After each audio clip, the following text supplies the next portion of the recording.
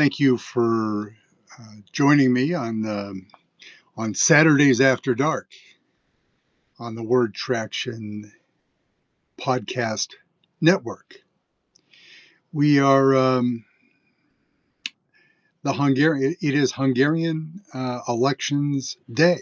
It is Sunday there right now, and so we will wish all of our brothers and sisters in democracy a safe and fair election today, Sunday, in Hungary.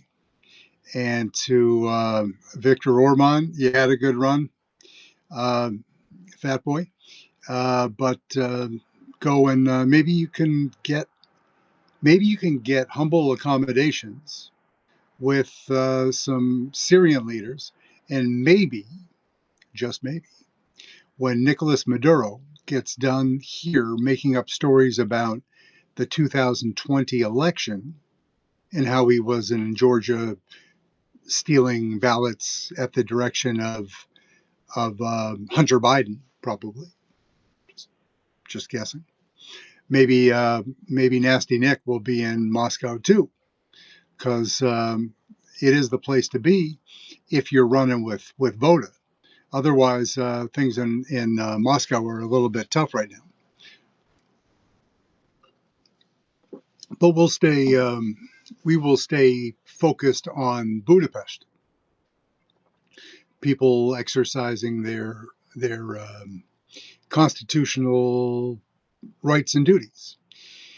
Turnout is, notoriously, their polls, as we've talked about before, are maybe even worse than ours as far as reliability. But it is projected that the turnout should be, 75%, which would be 3 or 4% above the high average. It should be good. It should be strong. The way that the prediction markets are looking at it right now, it's almost 70% for the opposition party, Peter Magyar. So good health and nobody gets. What we hope with all of our elections is nobody gets dead. There are a lot. Budapest is dirty with Russians right now and has been.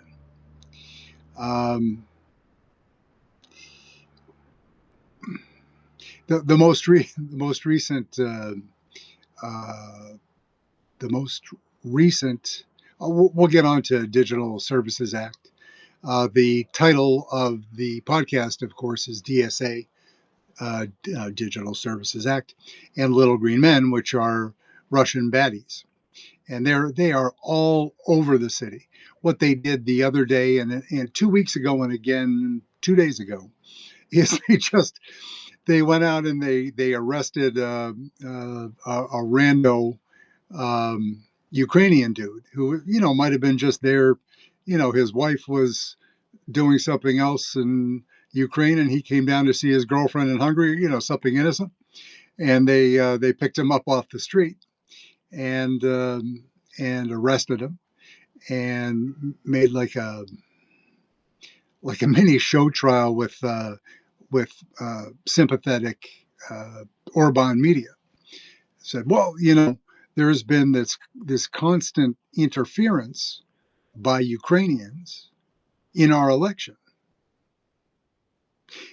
And then your boy, VP DJ, JD Vance, hey DJ, he is over there getting with a straight face. What is getting, JD Vance is a pompous, obsequious, snide, swarmy. He's got a lot of things working against him. Just his face, everything about him. It's annoying. But he's getting really, really good at the lying with purpose. Hitting it the main points, keeping it simple, no big words, repetition, repetition, repetition, with a straight face. And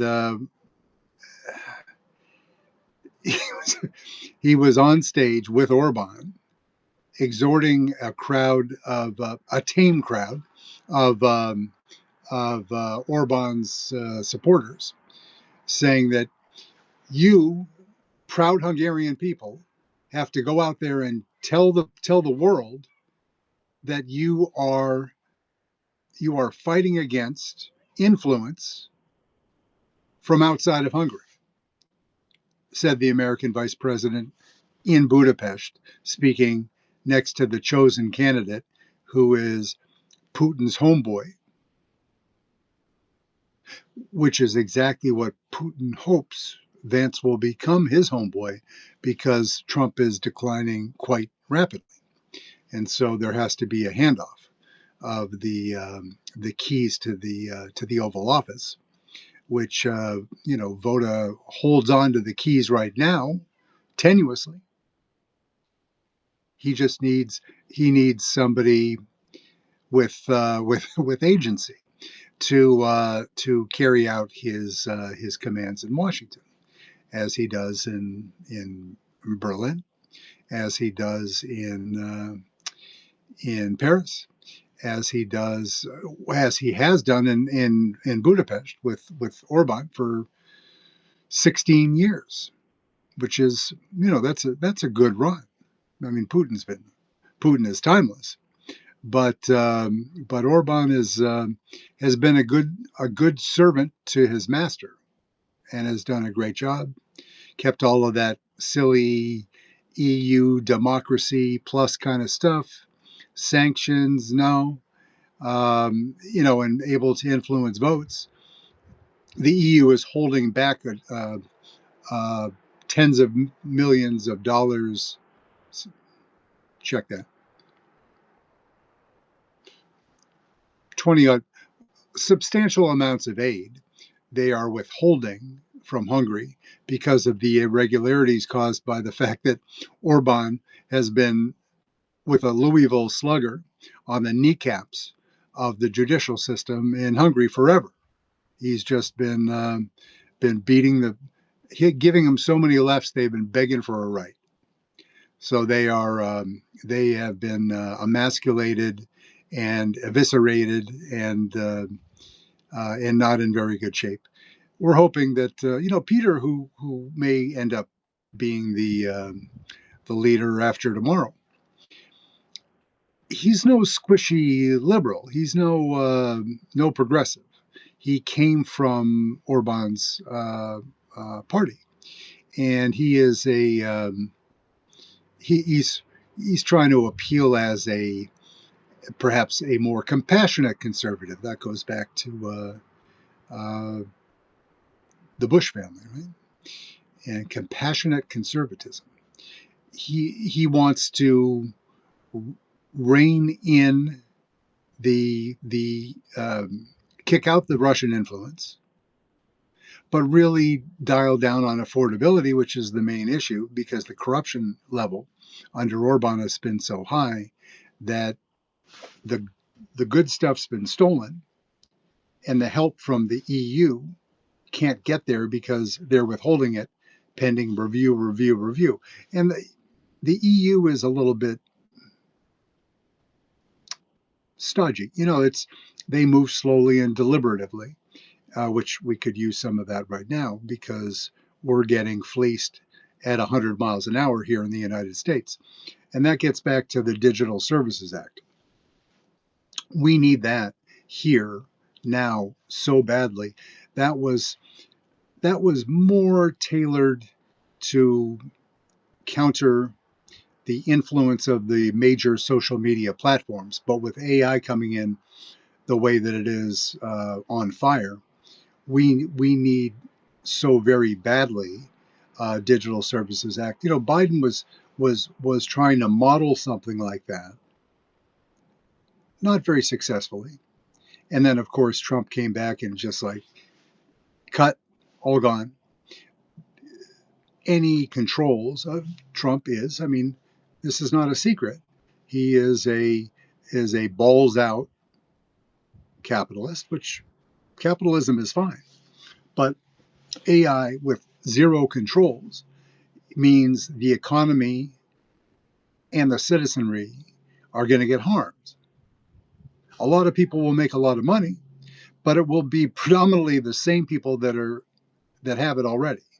It'll be your homeboy Sam Altman and Dario and Elon and all the Zuckerberg and Bezos. There will be more by the end of this term, whether Trump finishes out the term or not. Musk is not yet a trillionaire because only Putin is. But there will be, at least on paper, two more trillionaires. If not by the 28 election, then by 2030, got to be, because you look at all of the levers that father and son Ellison pull. Larry and like my episode, Larry and David, all of the levers that they pull. Ellison was actually ahead of Musk in net worth middle of last year, and then just by the vagaries of the market and the anticipated valuations of Musk's various enterprises, that's the thing that Elon wins by diversification. He's got the satellites. He has the EVs. He has that little thing called SpaceX. The whole space thing seems to be fairly popular. That was just wonderful to have in the middle of all of this bullshit with Donald Trump lying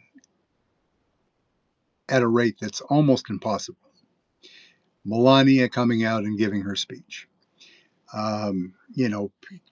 Children, babies, families continuing to die in outrageous numbers in Lebanon with, all of the things. And Xi Jinping is just sitting over there and like, should I rename all of the streets in Taiwan? Should I? So it is some fractious times right now. But the Digital Services Act, it is long and involved, but it's exactly what we need. What they have to this very day, meaning today in Budapest, the 12th Sunday, election day, is they have a rapid response mechanism, which within the Digital Services Act. And what that means is that they're anticipating interference in elections. They have the German state elections that are so important, all of the elections that Putin is involved in, which is about all the elections. The first time that they were out in full force, the rapid response mechanism was in the 2024 European parliamentary elections, and they learned, this has been formed in the COVID era, so they're kind of getting their feet under them.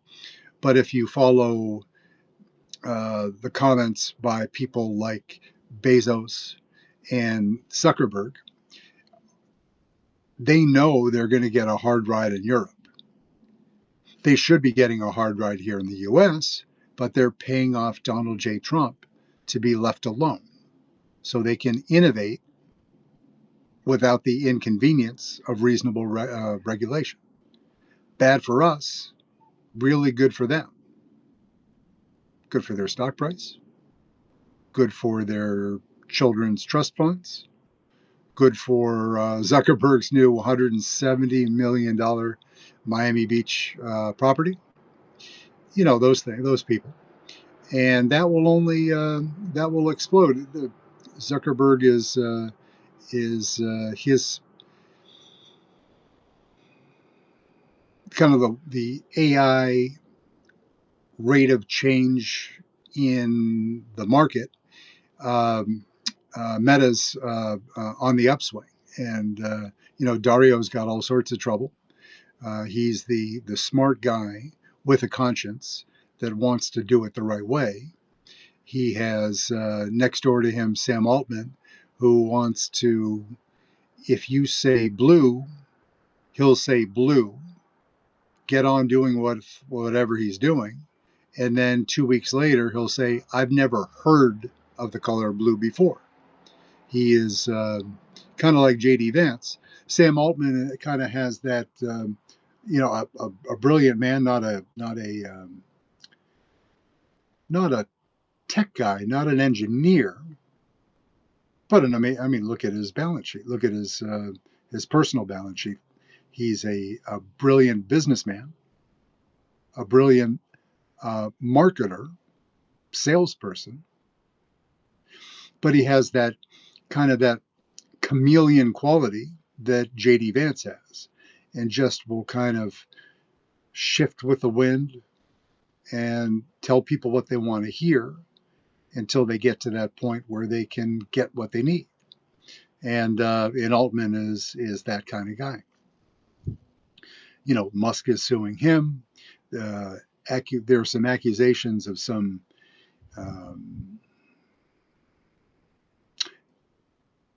sexual improprieties related to Altman, but it goes pretty deep, and I don't have the time to dig into that. I don't have the stomach for it, and that isn't the story as far as I'm concerned.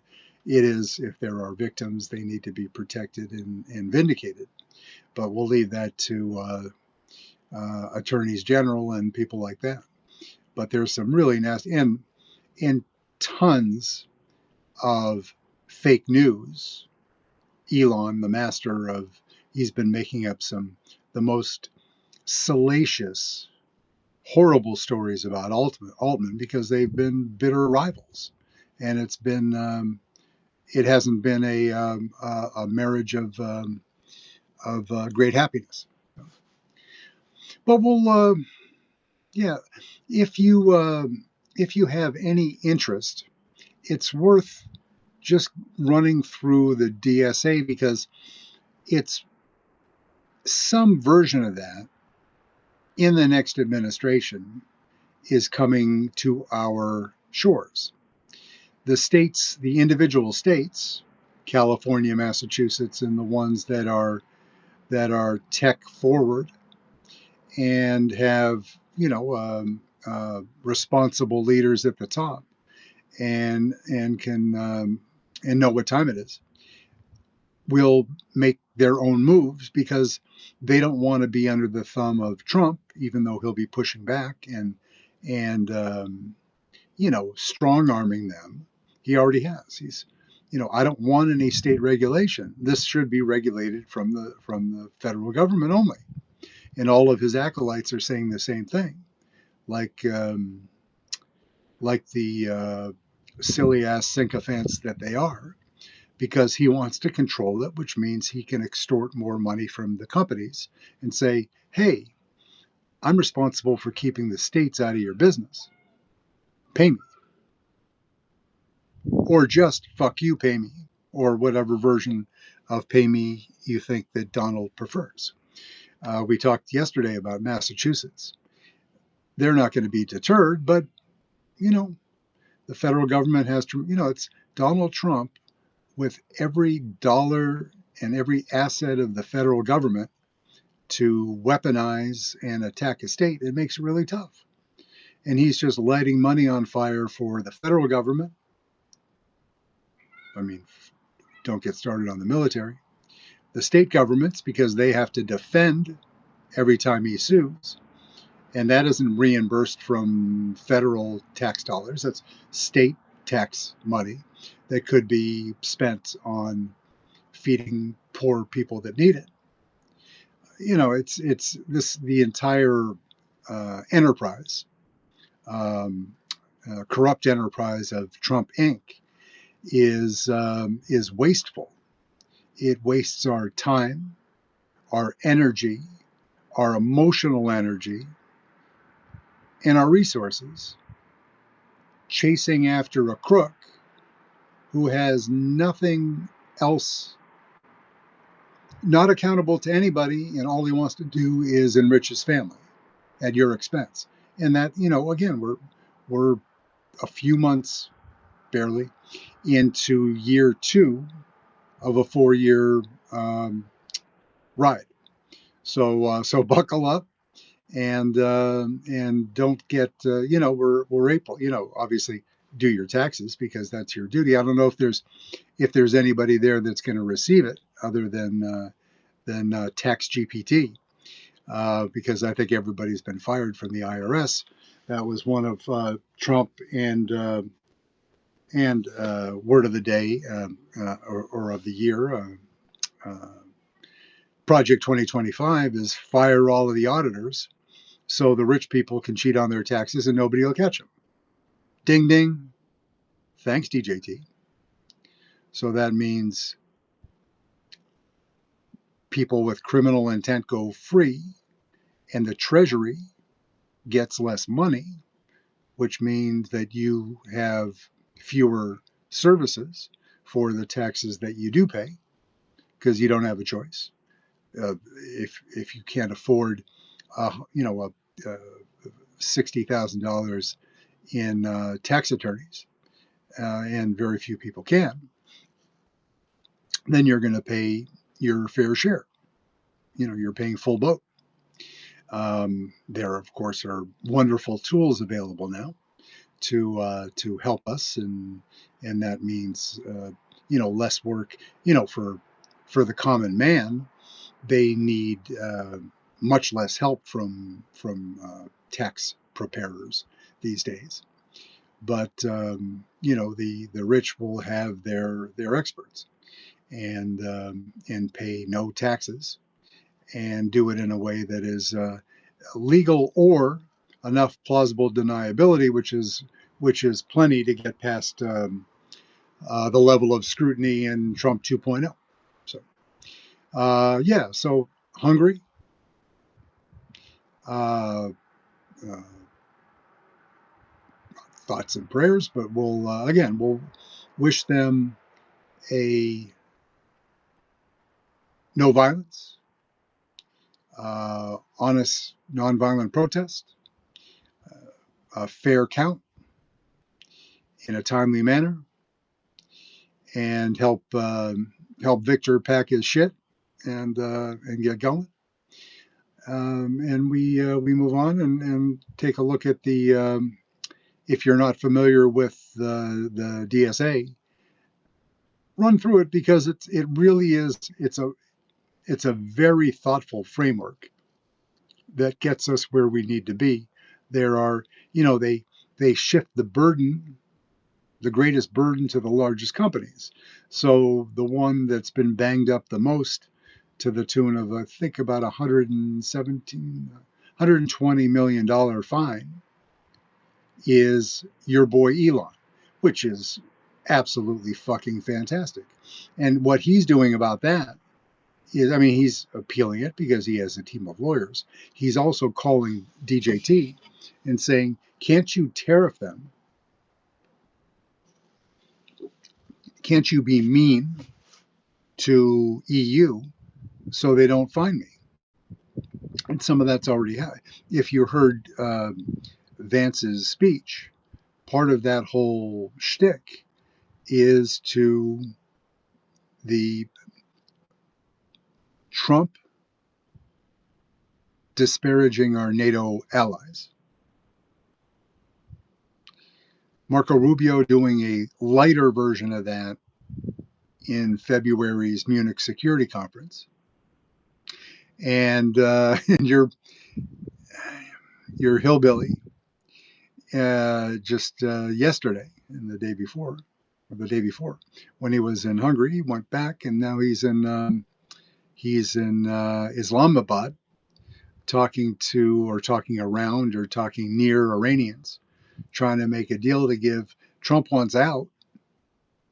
He was on the exactly what your 3-year-old, if you have one, if you had asked your 3-year-old and he or she was sober at that particular time, what Donald Trump would say is,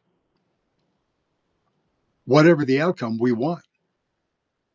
And that's exactly what Trump was saying today, which means he's already on to the next thing. He's getting bored. We've lost 12, last count, service people. We have lit on fire, depending on how you feel about the Iranian mission. There is the justifiable part of it, which is terrorists who would kill Americans and Israelis, both bad things. But the way that it was managed at this time, and we just spent $40 billion, a few dollars more just during the pendency of this podcast. There's been more. So, it's a lot of money. It is money that isn't going to healthcare in the United States, isn't going to Medicare and Medicaid. Maybe it needs to be done. Maybe we need, maybe Israel is going to, they know they know which way the wind is blowing. They're going to be funding their defense almost exclusively by the end of DJT's term, because the wave of the sentiment in the Democratic Party, they seem opposed to genocide in Gaza. If you object to the term genocide, that's fine. But the way that it was handled by Israel is inexcusable. Call it whatever. Call it trick or treat. Call it whatever the fuck you want. They were killing innocent people. Operations without the necessary regard for innocent human life. It fits into the ICC definition of genocide pretty quickly. And that's why Netanyahu has been indicted already. But when you look at that and you compound the wanton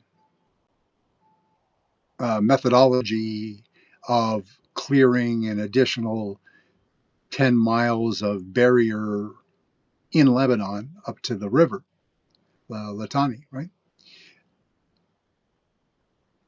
It's problematic, to say the least. If you want to stay away from inflammatory terms, you can. They're killing children, women and children that are not involved in the fight. Call it whatever you want. It's fucking wrong. And so the Democrats will be more angry about that. And the new Republican Party, led by J.D. Vance, who is going to have no time. You already heard it. J.D. Vance's son works for Tucker. Tucker, not a Zionist. MTG, the delightful Nick Fuentes, who is now sending love letters to Barack Obama. He's so pissed off at Trump. And what the heck is her name? Yeah, Candace Owens. Candace Owens. So yeah, they've got some people that are less than enthusiastic about continued warm relations with Israel. We've had a wonderful relationship with Israel. There is a huge, this is the biggest diaspora in the world. Our friends, our neighbors, our family. But Bibi Netanyahu has got to go, and it's his time. So he did he did some fucking horrible things in allowing the October 7th to happen. He redeemed himself, some would argue, in helping to eliminate some of the risk from Iran, half of the risk, without any nuclear consideration. Trump and Netanyahu at this point tonight, it's not a victory, right? They they won a couple battles, right? War completely unclear how that war will how will the story be written ultimately? We don't know yet. So yeah. So some light Sunday reading while you're checking in on our friends in Hungary, because it really does. If that flips, that really changes the whole dynamic in the EU, and the tide shifts back, the momentum in Europe. That's a Donald Trump love message, and that means that our friends, the ones that will support those dedicated to the democratic mission in the United States, then that momentum will be with us as we go into the midterms and then into 28. They have problems. We've talked about it before, the German state elections, France in 27, and other. This one isn't over. Tomorrow is not done. 70 with thousands of Russian state security assets in Hungary and working from outside. Putin, I was doing some, kind of refresher on the total numbers of their National Guard equivalent, their three main service, their internal security, their external spy service, and the GRU, and then the other kind of nickels and dimes. Putin has, or had, he's short on money, but he has 175 to 225,000 men and women in those teams. Not Russia has, excuse me, China has 4x, right? So, but it will be a big slap to Putin. It will help us. It will be bye bye Victor. You've had enough to eat. Got to go home, and we'll go on to our Sunday, which wishing you all a beautiful night. And we'll figure out some way to check in tomorrow at some point during the afternoon. So thank you, and do all of those things, and restack, retweet, and have a drink for me. Have a great night. Thank you very much.